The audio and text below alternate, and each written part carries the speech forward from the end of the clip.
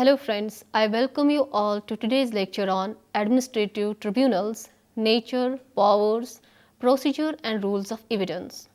The basic aim of this lecture is to acquaint the students with the nature of administrative tribunals, procedure and rules of evidence for administrative tribunals, powers of administrative tribunals. Nature of administrative tribunals. Among the many innovative provisions adopted by the 42nd Amendment of the Constitution, a measure of far-reaching importance was the provision for the setting up of administrative tribunals.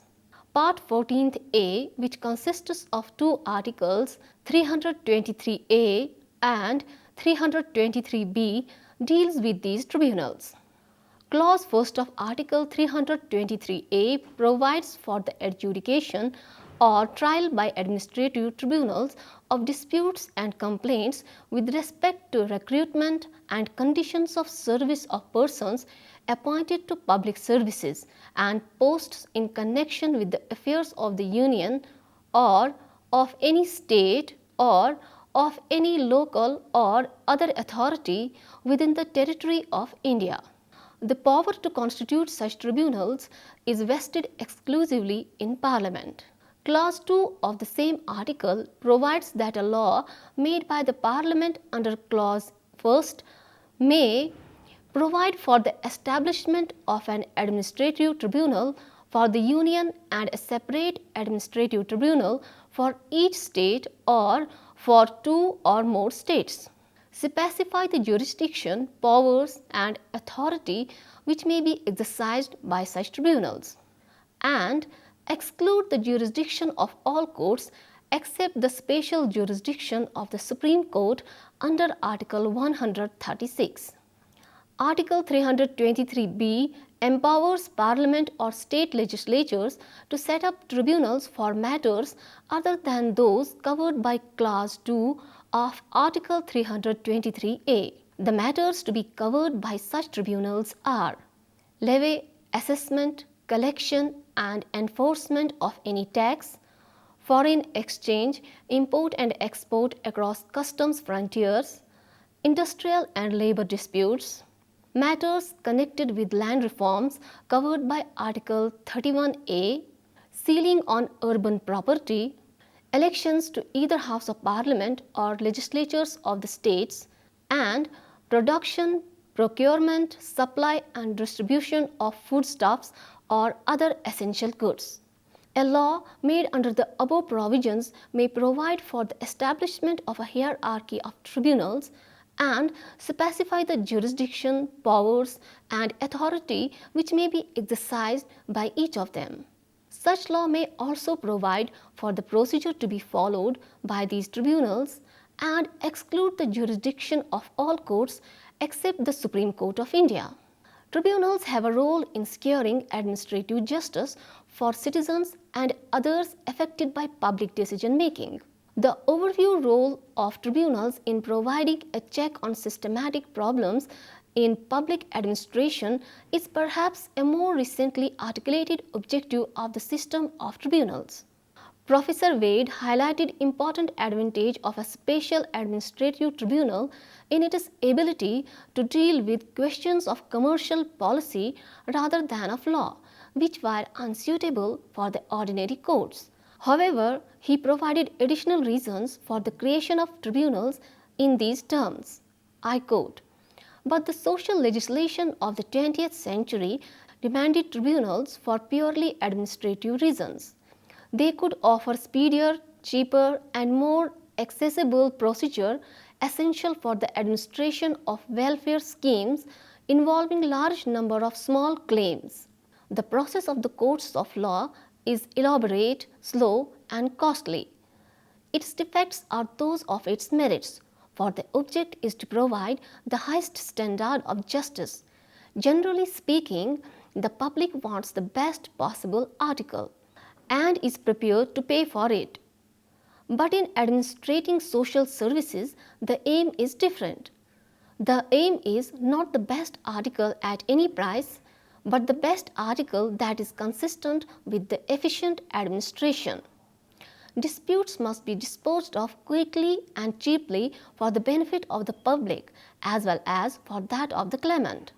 The whole system is based on compromise, and it is from the dilemma of weighing quality against convenience that many of its problems arise."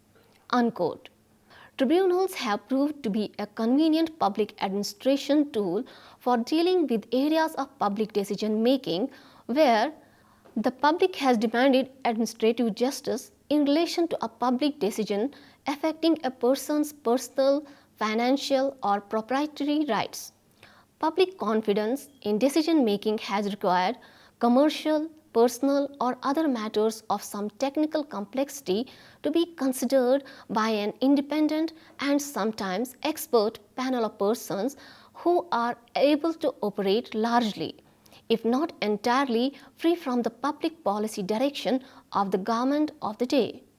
And there has been a degree of public dissatisfaction with existing means of dispute resolution or decision making for any one of the number of reasons, real or perceived, such as they take too long or are too costly for the ordinary participant, or are too formal or confusing for the ordinary participant, or produce unreliable decisions. In Durga Shankar Mehta versus Raghu Raj Singh, the Supreme Court defined tribunal in the following words, I quote, "The expression tribunal as used in Article 136 does not mean the same thing as court, but includes within its ambit all adjudicating bodies provided they are constituted by the state and are invested with judicial as distinguished from administrative or executive functions." Unquote. In Bharat Bank versus Employees, the Supreme Court observed that though tribunals are clad in many of the trappings of a court and though they exercise quasi-judicial functions, they are not full-fledged courts.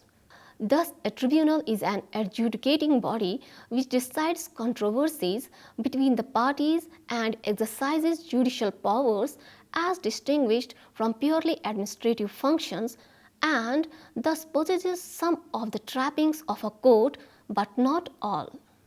Tribunal is an adjudicating authority, but the power of adjudication of disputes does not ipso facto makes the body a tribunal. In order to be a tribunal, it is essential that such power of adjudication must be derived from a statute and not from an agreement between the parties. Thus, the basic test of a tribunal within the meaning of Article 136 or 227 of the Constitution is that it is an adjudicating authority other than a court vested with the judicial power of the state under a statute. An administrative tribunal is similar to a court in certain aspects. Both of them are constituted by the state, invested with judicial powers, and have a permanent existence. Thus, they are adjudicating bodies. They deal with and finally decide disputes between parties which affect the rights of subjects, whereas ordinary civil courts have judicial power to try all suits of a civil nature excepting those whose cognizance is either expressly or impliedly barred. Tribunals have power to try cases in special matters statutorily conferred. Most of the administrative tribunals are not concerned exclusively with the cases in which government is a party. They also decide disputes between two private parties, for example, election tribunal, rent tribunal, industrial tribunal, etc. On the other hand, income tax tribunal always decides disputes between the government and the SSC. The decisions of most of the tribunals are in fact judicial rather than administrative, in as much as they have to record findings of facts objectively and then to apply the law to them without regard to executive policy. Though the discretion is conferred on them, it is to be exercised objectively and judicially. Lord Delhorne captured this distinction in Attorney General versus BBC when he said, I quote, While every court is a tribunal, the converse is not true. Unquote. The tribunals may be defined by a combination of characteristics relating to their method of creation, their purpose, the scope of their jurisdiction and powers, their membership, their procedures, and their relationship with the parties to proceedings before them. A tribunal in this sense is a body created by statute.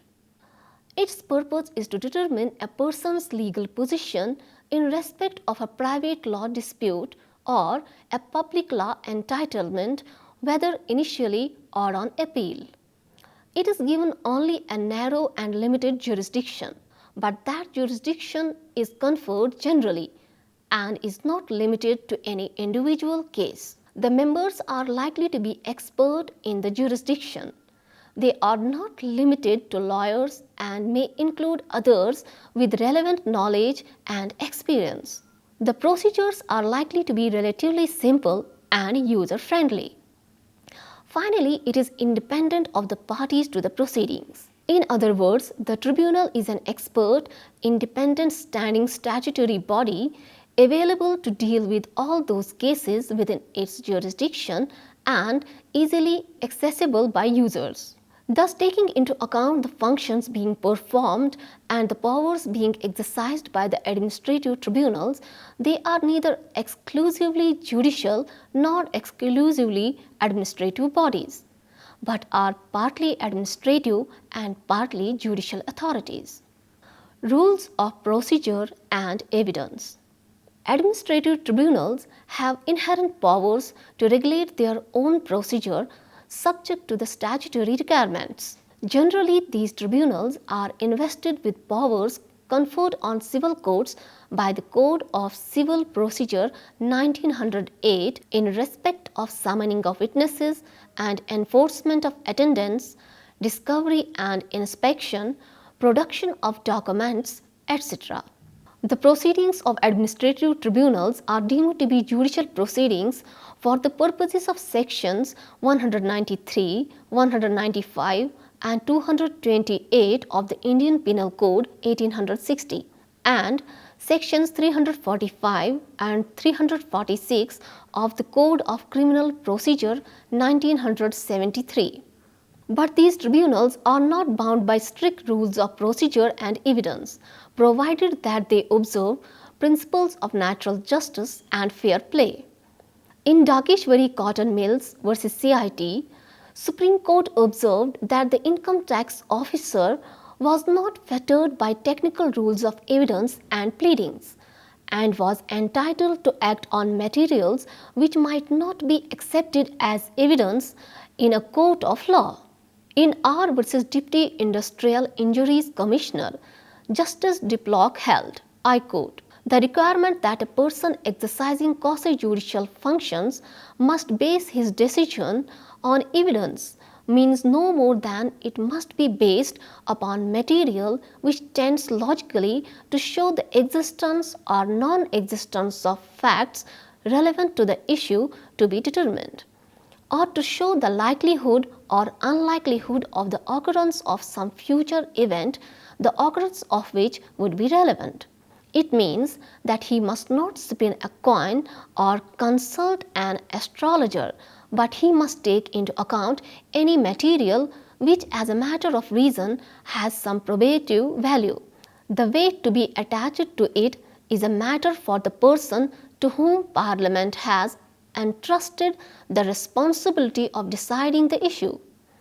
The supervisory jurisdiction of the High Court does not entitle it to usurp this responsibility and to substitute its own view for his." Unquote.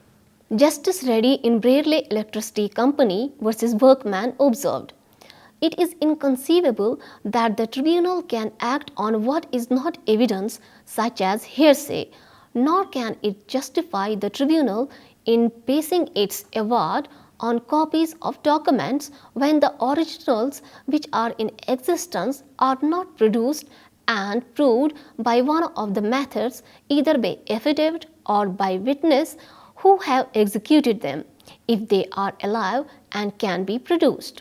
Supreme Court made it clear that this does not mean that administrative tribunals can decide a matter without any evidence on record or can act upon what is not evidence in the eye of law or on a document not proved to be genuine one. As part of the enabling approach, tribunals adopt processes and procedures that are less complicated and more informal than those that are typically associated with the courts. The point is that there is a range of simplicity and formality, and that tribunals are typically at the more user-friendly end of the spectrum.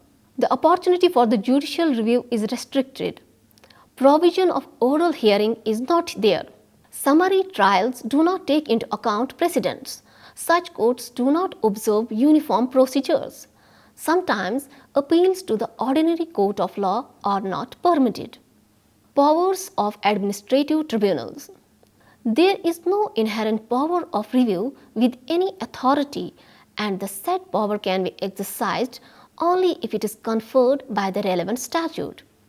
As a general rule, an administrative tribunal becomes functus officio, that is, ceases to have control over the matter as soon as it makes an order, and thereafter cannot review its decision unless the said power is conferred on it by a statute, and the decision must stand unless and until it is set aside by an appellate or revisional authority or by a competent court. Again, review is not a rehearing of a matter on merits. Maybe the court might not be right in refusing relief in the first round, but once the order is passed by the court, a review thereof must be subject to the rules of the same and cannot be lightly entertained. In the absence of any statutory provision, an administrative tribunal is not powerless. An administrative tribunal possesses those powers which are inherent in every judicial tribunal. Thus, it can reopen ex parte proceedings if the decision is arrived at without issuing notice to the party affected, or on the ground that it had committed a mistake in overlooking the change in the law which had taken place before passing the order, or to prevent the miscarriage of justice, or to correct errors committed by it, or what the principle of natural justice required it to do. But it may not be exercised on the ground that the decision was erroneous on merits. That would be the province of Court of Appeal. A power of review is not to be confused with appellate power, which may enable an appellate court to correct all manners of errors committed by the subordinate court. In L. Chandrakumar v. Union of India, a 7-judge bench of the Supreme Court overruled Sampath Kumar on the point of the power of judicial review of the High Courts, and it still continues to be good law. It was a landmark decision also because the issue of the constitutionality of Article 323B was raised for the first time. The important issues raised before the court were: first, whether Article 323A and Article 323B violated the power of judicial review vested with High Court under Article 226 and Article 227. Second, whether the power of superintendents of the High Courts over all tribunals and courts situated within their territorial jurisdiction was part of the basic structure. Third, whether the provision for a technical member would make any difference in deciding the validity of the provision for the constitution of tribunals. First, it was held that the power of judicial review was vested with the Supreme Court and High Court under Article 226 and under Article 32 as the constitutional safeguards which ensured the independence of the higher judiciary. The court also reiterated that an exclusion of jurisdiction clause enacted in any legislation under the ambit of Article 323A and Article 323B were unconstitutional. Second, it was held that the power of superintendents of the High Courts over the lower judiciary within their territorial jurisdiction was part of the basic structure. Third, it was held that the setting up of tribunals was founded on the premise that those with judicial experience and grassroots experience would best serve the purpose of dispensing speedy justice. The court also clarified that the tribunals would continue to act as courts of first instance in respect of the areas of the law for which they have been constituted. The administrative tribunals deal exclusively with service litigation and are free from the formalities of legal technicalities. The Central Administrative Tribunal has regular benches operating at the principal seats of high courts. The administrative tribunals perform their functions with flexibility. They are not bound by their previous decisions or precedents of other authorities, nor are they handicapped in their tasks by judicial precedents and rule of law. Summary procedure is advantage of administrative adjudication. The critics like Lord Hayward calls administrative adjudication as organized lawlessness. Dicey considers it violative to the rule of law, that is equality before law, supremacy of law and due procedure of law. The right to appeal from the decisions of these courts is either very limited or is non-existent. Articles 129 and 215 of the Constitution preserves all the powers of the Supreme Court and the High Courts respectively as a court of record, which include the power to punish the contempt for itself. Section 10 of the Contempt of Courts Act 1971 empowers every High Court to exercise the same jurisdiction, power and authority in respect of contempt of courts subordinate to it as it exercises in respect of contempt of itself. In some cases, Supreme Court held that the phrase court subordinate to a high court under the Contempt of Courts Act is wide enough to include administrative tribunals throughout the territories in relation to which the High Court exercises jurisdiction under Article 227 of the Constitution, whereas in some other cases it has taken a contrary view. Certain tribunals have been conferred power by their parent statutes to punish a person for committing their contempt. In such cases, a tribunal can exercise powers under the Contempt of Courts Act 1971. An administrative tribunal is created by a statute. It possesses all the powers conferred on it by the parent act, but over and above those powers, it has also power to grant interim relief during the pendency of proceedings before it. In ITO versus Muhammad Kuni, the Income Tax Tribunal refused to grant stay during the pendency of appeal on the ground that it had no such power. The High Court, however, held that the tribunal had implied power to grant such relief. Confirming the order of the High Court, the Supreme Court said, I quote, "It is firmly established rule that an express grant of statutory power carries with it by necessary implication the authority to use all reasonable means to make such grant effective." Unquote. While concluding this lecture, it may be said that an administrative tribunal is the creation of a statute and thus it has a statutory origin. It has some of the trappings of a court but not all. An administrative tribunal is entrusted with the judicial powers of the state and thus performs judicial and quasi-judicial functions as distinguished from pure administrative or executive functions and is bound to act judicially. Even with respect to procedural matters, it possesses powers of a court, for example, to summon witnesses, to administer oath, to compel production of documents, etc. It is not bound by strict rules of evidence and procedure. With this, we conclude today's lecture on administrative tribunals. Hope you enjoyed and understood well. Thank you and goodbye.